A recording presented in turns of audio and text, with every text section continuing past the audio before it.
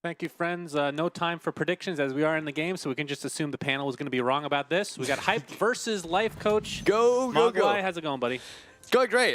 This match started quite quickly here as we are already in lane 3 of turn 1. Smash the defenses to counter the turn 1 Honor Seekers from Hyped. Gonna draw LifeCoach a duel as this Zeus is gonna go down turn 1. Yeah, that's definitely good for LifeCoach. Starts out with 7 gold. Will he get the Blink Dagger? And he will.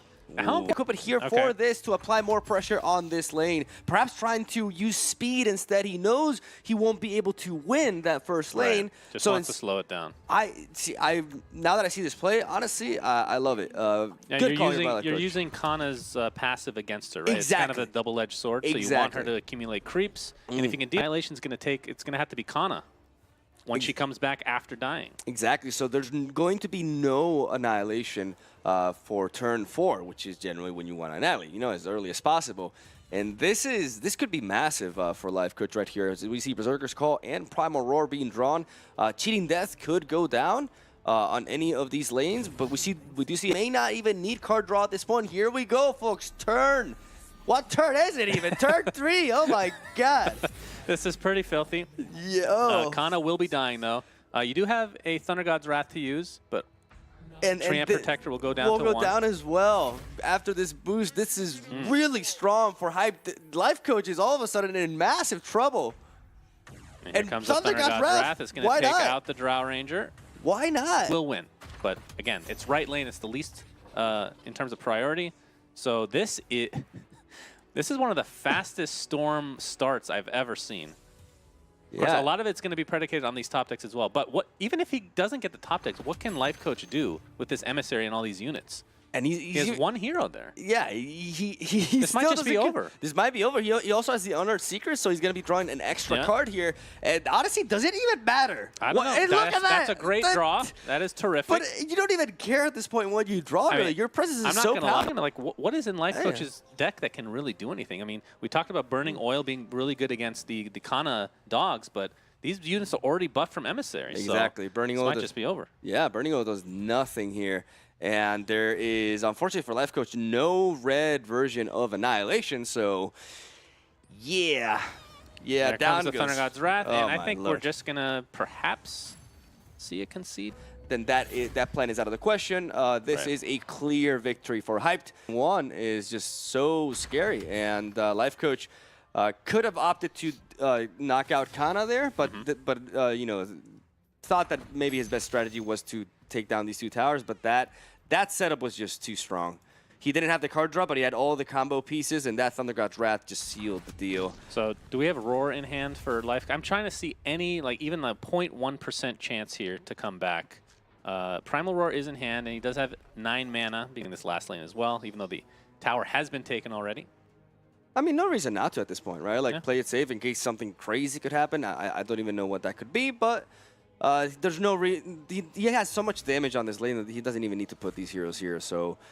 Yeah, I mean, you do have a couple blockers, but it's not like one unit is just doing a ton of damage, just every single unit. So we're going to see the concede, and that was a much... I mean, we're going to be casting aggro here pretty soon, right? And we're considering those going to be super fast games, but this was way faster than I expected.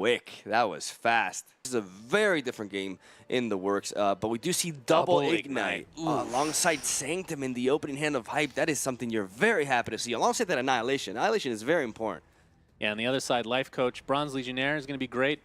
Roseleaf Druid's pretty good as well for turn 2, but after that, very, very heavy hand. Yep. So hoping for... We'll see where he wants to put the second Ignite, which he has to cast from that 3rd lane. These early Ignites make Prey on the Weak very, very threatening. We're going to see if he opts to play this one. Actually, may be good for Hyped. Like, getting Kana out of this range and having the ability to deploy heroes close to him, because he's pretty good at killing stuff. So you don't want to take that approach. And we see Hyped opting to go for lane 3 with Drow, who still spawns in front of Legion Commando. But at least because he's in lane 3... Another Ignite, all 3 in hand. Yeah. But the problem here is... He does have the stars align in hand, so he doesn't need to rush it. That's one of the things about Agony Sanctum in this deck. You don't need to play it on curve. You can wait for when you have Incarnation Salamene. Obviously. Annihilation is in hand as well. Gonna have to mana 6. Yeah, gonna have to go for that healing salve there. Ooh. This is... All right. Roseleaf Druid going to ramp up this lane. Knight is your choice for Smash. Interesting, right? Obviously, he drew all 3, and he knows he drew all 3. That's a big deal. But Agnum Sanctum. That's well, the other thing, the fact that he used it so cavalierly. What's the in such a cavalier manner? Play with those Centaur hunters in that mid lane. So Zeus will go down. Agnum Sanctum is set up for later now. Hyped is struggling a little bit. Yeah, he's gonna pass. Interesting. And then why did he not opt to preserve his? I wonder why he opted to not heal. He could just what to prioritize here, as he opts to go for lane 1. Go with your gut, Hyped. Go with your gut, buddy. All right, so this ensures that Annihilation will not be coming in this lane, unless something crazy happens, of course. This Ignite, though. This Ignite is clean kill on Drow. Oh, Time of Triumph. Would be good. But only on one hero, though. That'd be devastating for Hyped. Oh, he's going to go for the Primal Roar. Okay. He had such a good opportunity to steal it here. Salamene, and then deny the Helm of the Dominator with Gust. And I believe that is what LifeCoach was fearing and why he opted to go for that.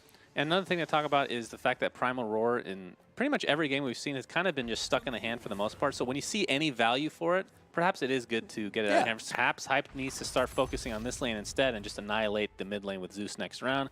Gust has finally been drawn for Hype. Be applied here, though. But at the same time, if Cheating Death would be applied, there's always the possibility of going for a defense prey on the weak. So now he can lead off. He has initiative. He leads off with the Gust, and then he just goes crazy. And the Gust does prevent item activation, so he can stop the Helm of the Dominator here and just go off. He has a card draw. Yeah, does he know?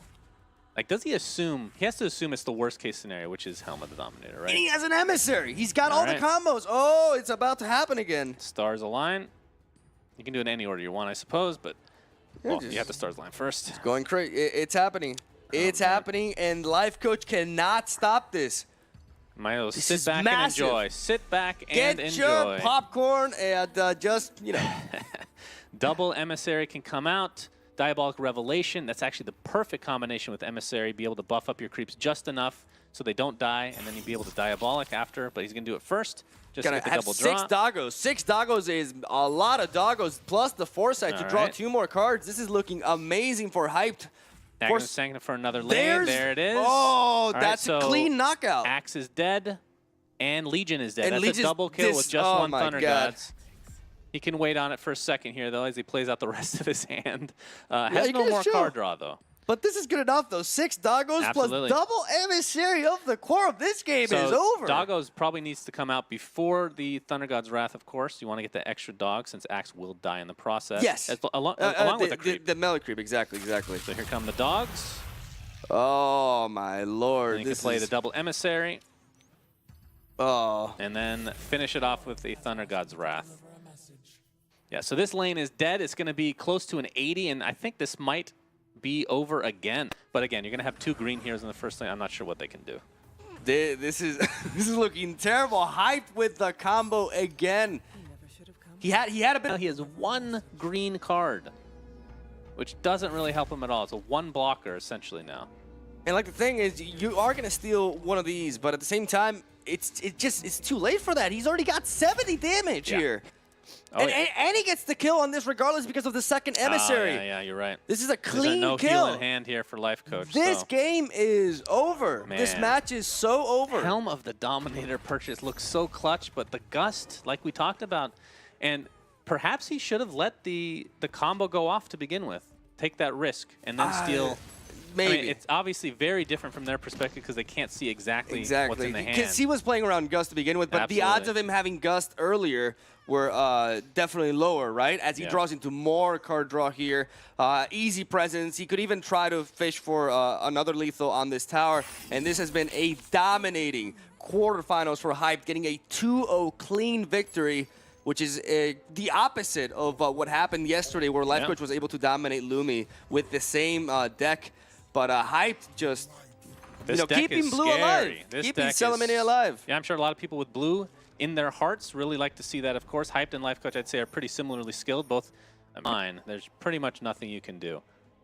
Initiative is on the side of LifeCoach, but I think he knows that there is basically no way he can get out of this. Yeah, Gust will not stop these emissaries of the Quorums from proccing, as it only affects heroes. So this is just a completely lost game for LifeCoach, and Hyped with a clean performance here.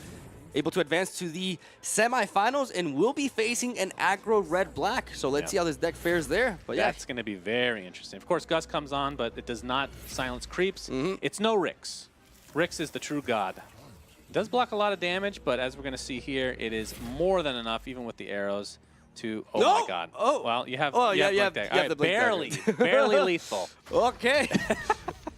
Try to hold on there, and Hyped. LifeCoach does not look too happy. he's dumbfounded. He's like, what just happened? My lord. Because like you said, he played Lumi in the first match.